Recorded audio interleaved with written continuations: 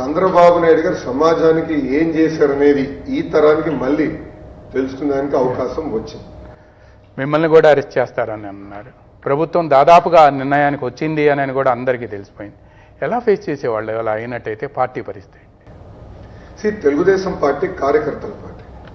53 రోజులు చంద్రబాబు నాయుడు గారు judicial remand లో ఉన్నప్పుడు ప్రతి నాయకుడు నాతో అండగా నిలబడ్డారు, పోరాడారు.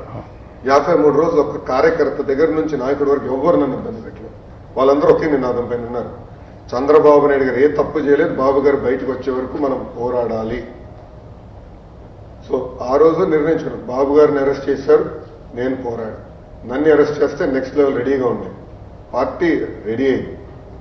సో సైకో జగన్ అనుకున్నట్టు బాబు గారిని అరెస్ట్ చేస్తే తెలుగుదేశం పార్టీ కుప్పగూలు ఉంది అనుకున్నాడు, పొరపాటు. లోకేష్ని అరెస్ట్ చేస్తే కూడా తెలుగుదేశం పార్టీకి ఏమవుతుంది?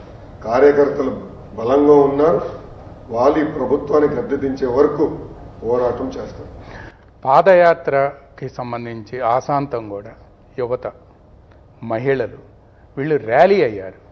అంటే ప్రతిపక్ష నేతగా ఉన్నందువలన ఇది వచ్చారనుకుంటున్నారా, లేకపోతే ప్రభుత్వంపై వ్యతిరేకత ఉండి వచ్చారనుకుంటున్నారా? ఎలా ఈ రెండిట్లో దేన్ని మీరు చూస్తున్నారు? ప్రధానంగా అన్ని వర్గాల్ని ఇబ్బంది పెడుతుంది ఈ ప్రభుత్వం.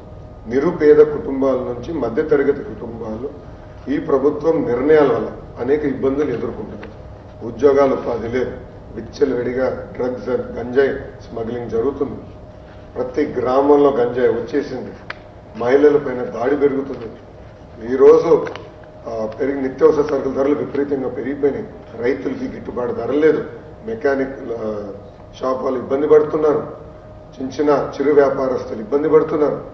పారిశ్రామికవేత్తల్ని ఈ ప్రభుత్వం ఇబ్బంది పెడుతుంది. ఒక మాటలో చెప్పాలంటే గత 4 సంవత్సరాలు 9 నెలలుగా ఏ ఒక్కరిని ఈ ప్రభుత్వం సరిగా చూసుకుని అందరు ఇబ్బందులు ఎదుర్కొంటారు. అందుకే యువగలం కాస్త ఆంధ్ర గలంగా మారింది. అడుగడుగున అందరూ రోడ్డుపైకి వస్తుంది జరిగింది. వాళ్ళ సమస్యలు